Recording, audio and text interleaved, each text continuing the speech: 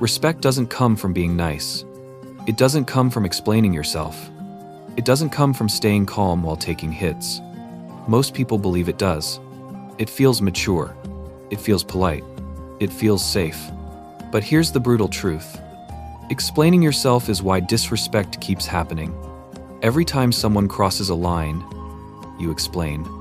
You defend. You soften your words. And in that moment, you teach them something dangerous. You teach them you'll tolerate it. Disrespect doesn't start loud. It starts small. A joke, a comment, a tone, public or private, work, family, friends, strangers. And each time you let it slide, it grows. Not because they're powerful, because you stayed available. Most people don't need a speech. They don't need drama. They just need one clear signal. One calm sentence. Said once. No emotion. No arguing. No guilt. That sentence shifts power instantly.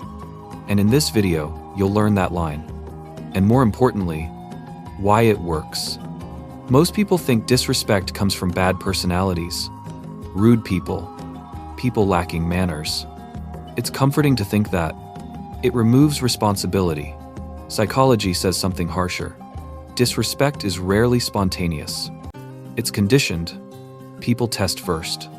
A small comment, a subtle jab, a dismissive tone, and they watch what happens next. Do you laugh it off? Do you explain your intention? Do you rush to smooth things over? That reaction is data. When you react emotionally, you show access. When you over-explain, you show uncertainty. When you stay polite at your own expense, you show tolerance. None of this is conscious. It's behavioral feedback. Humans repeat what works. If a comment gets no consequence, it gets repeated. If a boundary gets blurred, it gets crossed again. Most disrespectful people aren't villains. They're opportunists. They lean where there's space. And emotional leakage creates space. Your face changes. Your voice tightens. Your energy shifts. They feel it immediately. People think respect comes from confidence, status, or charisma. It doesn't. Disrespect follows access. Access to your reactions. Access to your explanations. Access to your emotional labor. When someone learns they can push, and you'll absorb it, they keep pushing, not because they hate you, because the pattern trained them. And until that pattern breaks, it repeats. Disrespect happens fast. Your body reacts before your mind does. Heart rate spikes. Thoughts race. Words rush out. Most people fall into one of three traps. Arguing. Joking it off. Freezing. Arguing feels strong. Like standing up for yourself.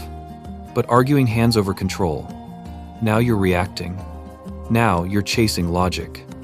Now you're trying to be understood. Joking it off feels safer. Less tension. Less risk. But humor hides discomfort. And hides signal. The other person learns something simple. You'll swallow it. Freezing feels safe. Silence without intent. Silence filled with fear. And fear is readable. Behavioral psychology is clear. The fastest response sets the frame. The person who controls the pace controls the interaction. Fast reactions lock you into defense, explaining context, tone, or intention. But respect doesn't come from explanation. It comes from certainty. High-status behavior is deliberate, measured, minimal. Delay signals choice. Choice signals power. The mistake isn't speaking. It's speaking too fast. It's trying to fix discomfort instead of defining limits. Once you react from emotion, the moment is no longer yours. Calm isn't weakness. It's regulation. Stoic philosophers understood this centuries ago. Control the response. Control the outcome. When someone disrespects you, they expect movement, a reaction, an explanation, a shift in energy. Calm disrupts that expectation. Calm signals certainty. Certainty signals authority. Authority doesn't raise its voice. It doesn't rush. It doesn't compete. Emotional restraint sends a clear message. I'm not shaken. And that message is uncomfortable for disrespectful people, because disrespect feeds on imbalance. If you flare up, they gain power. If you collapse inward, they gain power. But when nothing changes, they lose leverage. Silence alone can do this. But silence with intention is stronger. It creates a pause, a vacuum. Humans rush to fill vacuums. That's why calm presence feels heavy, why it shifts rooms. In psychology, this is called frame control. The person who stays centered defines what matters. Precision multiplies this effect. Few words, clear boundaries, no emotion attached. It feels final. Disrespectful people fear finality. They can't joke their way out. They can't twist meaning. They can't provoke more reaction. Calm power works instantly, not through dominance, but through self-respect. One sentence can carry all of that. Here's the sentence. Say it once, then stop. I don't accept being spoken to like that. Nothing more. Nothing added. No insults. No explanations. No emotional charge. This works because every word matters. You're not attacking. You're owning your boundary. Not blaming. Not accusing. I don't accept is final. It signals choice. Being spoken to like that addresses behavior, not character. No escalation. No aggression. No weakness. No negotiating. No seeking approval. Responsibility shifts. They must adjust or expose themselves. Tone matters more than volume. Say it calmly, slowly, relaxed posture, no smile, no anger, no apology. Timing matters too. Say it immediately, not later. Then stop talking. Silence completes the message. Explaining afterward dilutes it. Softening reverses it. Power isn't in words alone. It's in finality. The moment after you say it feels strange. The dynamic shifts. Most disrespectful people react predictably. Shock. They didn't expect resistance, especially calm resistance. Their brain searches for control. Then, backpedaling.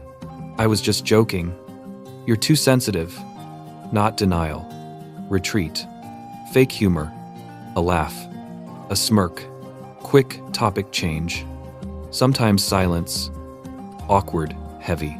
That silence means something landed. Sometimes subtle shifts. Tone softens. Respect appears. Distance forms. Discomfort doesn't mean you did something wrong. It means the old pattern broke. Your nervous system may want to fix it. Explain. Smooth it over. Resist that urge. People-pleasing trained the disrespect. Silence recalibrates it. Respect settles in spaces where emotion no longer leaks, where power returned to you. Not every moment needs a sentence. Power is situational. Sometimes silence is stronger. Some people provoke. They want reaction. They want engagement. A boundary feeds the game. Disengagement ends it. True silence isn't freezing. It's choosing not to participate. No explanation. No visible shift. No emotional leak. Boundaries are for patterns. Disengagement is for noise. If someone crosses a line once, state the boundary. If they repeat it, distance becomes the message. Overusing the sentence turns strength into performance. You don't need to prove boundaries. You live them. High self-respect doesn't announce itself. It's observed. Silence protects energy. Boundaries protect standards. Know the difference. If your body feels calm, silence is enough. If your body feels invaded, use the line. Then stop. Respect was never about being liked. It was about being clear. You don't gain power by explaining yourself better. You gain it by deciding what you accept. When you stop reacting, you start choosing. Choosing your tone. Choosing your timing. Choosing your standards. That shift changes everything. Conversations slow down. People adjust. Some disappear. That's not loss. That's alignment. Self-respect always shows externally. Behavior follows boundaries. Not loud boundaries. Clear boundaries. You don't need dominance. You don't need aggression. Calm consistency is stronger than any emotional response. Say the line once, mean it, then live it. That's your new standard. If this hit you, comment below where you'll use this sentence first. Work, family, friends.